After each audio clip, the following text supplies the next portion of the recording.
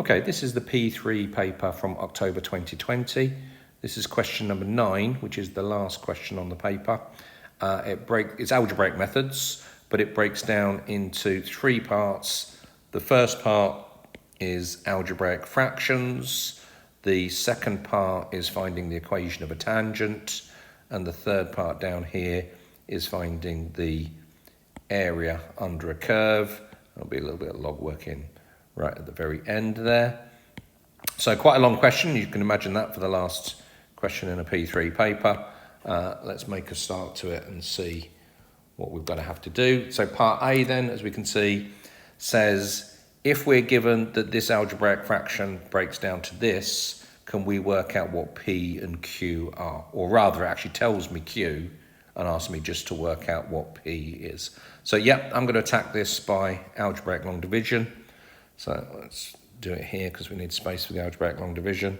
So part A says I've got x to the 4 minus x cubed minus 10x squared plus 3x minus 9.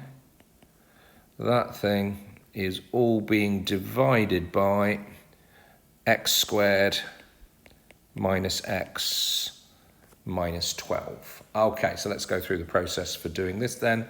I need to know how many times does x squared go into x to the 4. That goes in x squared times, and I'm now going to do x squared multiplied by all of that. When I do that, let's do it, I'm going to get x to the 4 minus x cubed minus 12 x squared, and I'm going to now subtract this thing from the bit up there. So if I do that, I'm going to get, taking that away, that take away that, they disappear, that take away that, they disappear, but minus 10 plus 12 is going to give me 2x squared. At this point, I bring those two down, so I'm going to end up with 2x squared plus 3x minus 9, and I basically just repeat that process. This time, I'm going to see how many times does x squared go into 2x squared. So let's do that. X squared goes into 2x squared 2 times, so it's now going to be 2 multiplied by all of this. If I do 2 multiplied by all of that, I'm going to get 2x squared minus 2x minus 24, and just like last time, I'm now going to subtract this. They'll go. 3 minus minus 2 is plus, minus 9 minus minus 24 is plus again there. I'm going to end up with 5x plus 15, so that's my remainder. So actually now turning that into the division statement is x to the 4 minus x cubed minus 10x squared plus 3x minus 9. That thing divided by x squared minus x minus 12 gives me x squared plus 2, but then my remainder is 5x plus 15, and if we write it as a fraction, it's 5x plus 15 out of x squared minus x minus 12. Hopefully you should be aware of all that from previous work. Let's go back and check what we were trying to get. Okay, similar, not quite exactly the same yet. If I'm looking at that, I can see that this fraction here, compare it to what I've got, and then you can say, oh yeah, this is a pretty standard thing that they do, in that what I'm looking at is, can I factorize either of those two, and actually can I factorize them and cancel? Yes, I can completely. If I take 5 out there, I'm going to have x plus 3. And if you factorize this quadratic, it's x plus 3, x minus 4. Yeah, not a surprise at all.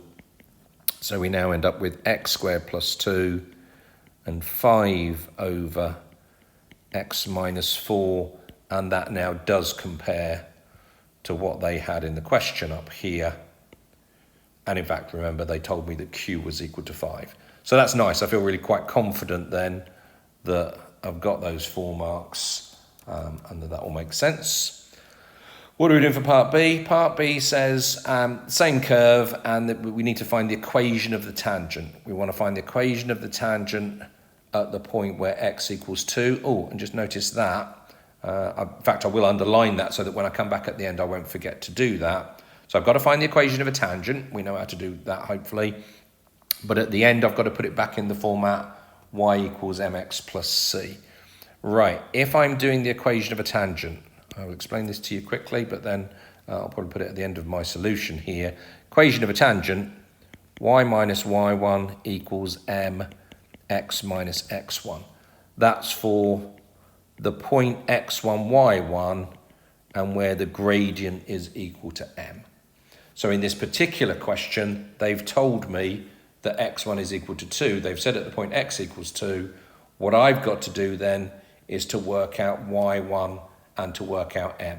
And I've got a choice of which order I do that in. So it's quite important that you tell me, I tell the examiner, what am I doing and when am I doing it. Right, having explained that to you guys, I'm going to leave y minus y1 equals mx minus x1, and I'm now going to say, right, straight away I'll start off by saying x1 equals 2, and I'm now going to explain to them that I'm finding y1 first. I'm explaining to you, I'm finding y1 first. So for y1, gx is given by, well, let's use the bit that we've just worked out, x squared plus 2 plus 5 over x minus 4 here. And y1 is just going to be g2. Just going to be sticking 2 in to work out what the y value is. So that's 2 squared plus 2 plus 5 over 2 minus 4. Stick all that in and work out what it works out to be.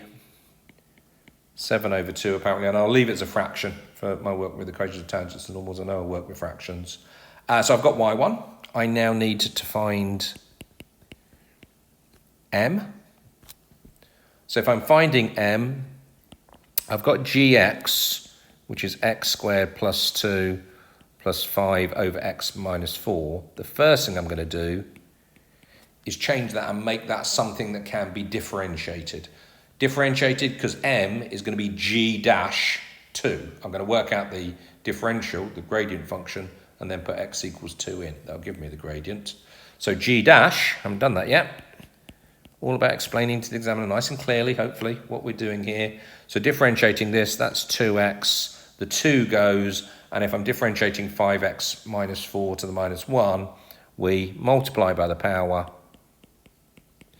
take 1 off the power, we multiply by the differential of what's in there, but the differential of what's in there is 1. So I can leave it like that for my purposes because I'm going to be working out g dash 2. So I can actually just call that 2 lots of 2 minus 5 lots of 2 minus 4 to the minus 2. You may have wanted to put it back in, as that. You can do, no problem with doing that, but it's just an extra line that I don't need. So unless I need to do that later, I'm not actually going to bother doing that because I'm more likely to make a mistake if I do any extra work.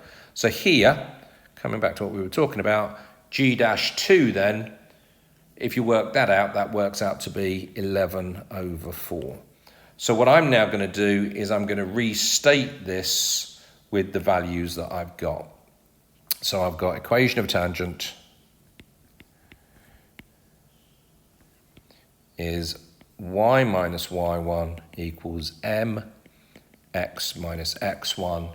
And I now know that when we're looking at this, x1 was 2, y1 was the value that I just worked out, which was 7 over 2, and m was equal to 11 over 4. I've often found now that just by putting this, first of all, it makes it clear to the examiner what I've done, and I'm less likely to make mistakes with copying errors by just taking that 2 seconds to write that bit out again there, just as a summary.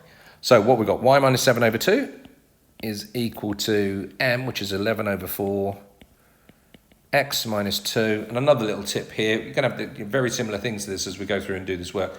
Just multiply by that 4, okay? Don't mess around with anything. Just get rid of the fraction first of all. 4y minus 14 is equal to 11 x minus 2. So 4y minus 14 equals 11x minus 22. Now, I'd be tempted to write that as 11x minus 4y, blah, blah, blah. But if we go back, just remind ourselves, I'll get rid of it now, but actually that I'd said in the form y equals mx plus c. Okay, so if I now tidy that up, where are we? This is going to be 4y equals 11x minus 8. So y is 11 over 4x minus 2. Now I've got it in the format that they wanted. Okay, that's fine. I don't want to lose a mark for that just by not following the instructions through. Okay, not too bad so far. Let's have a look at part C. Long, but relatively straightforward. So part C says, can we find the area under this curve? The area under the curve is just the integral between 0 and 2. And again, might just underline that at the end. Just make sure I write it in that format. Okay, we'll have, and there's a little bit of a clue there, isn't there? Logs. When we look at our integral, we'll see that a log comes out.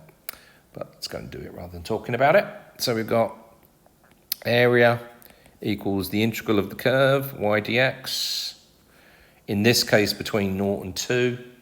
So this is going to be the integral between 0 and 2 of x squared plus 2 plus 5 over x minus 4 dx.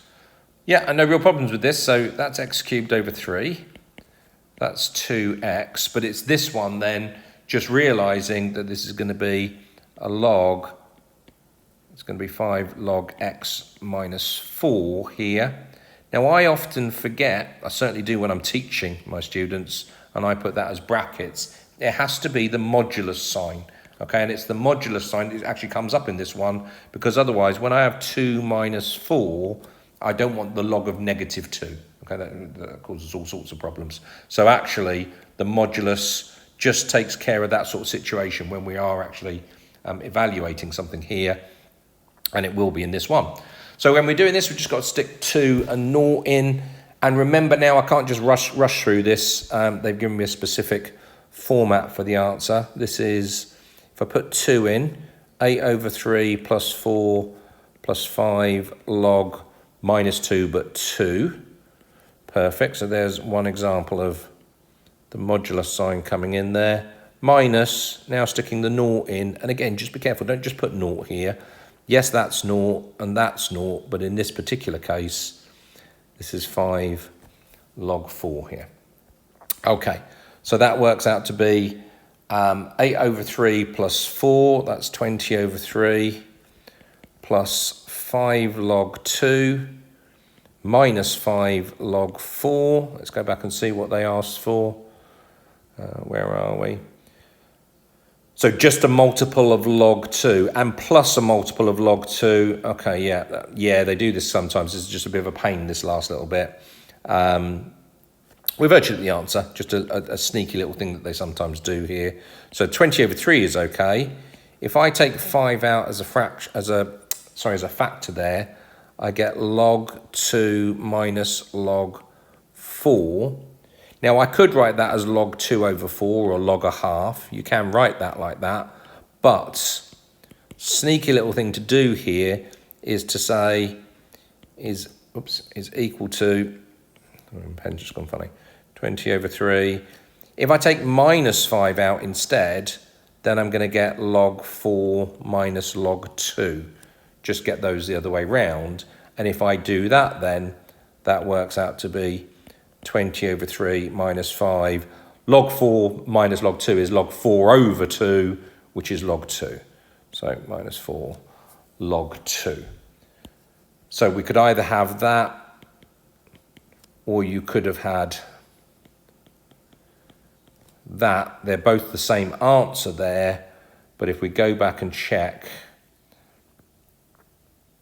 sorry, it says in the form log 2, so I can't have the log half there. It actually says the log 2 there. So there's a nasty little bit at the end of that one there, but okay, if that's what they're asking me to do. So I can't have that one, which is what my initial answer would have been, and it's just the idea that log 2 is minus log half. or log half is minus log 2, whichever way round. Yeah, but okay, that's the end of a long question at the end of a long paper, so it's fair enough that they give us some little problems to do. Hopefully all of that makes sense.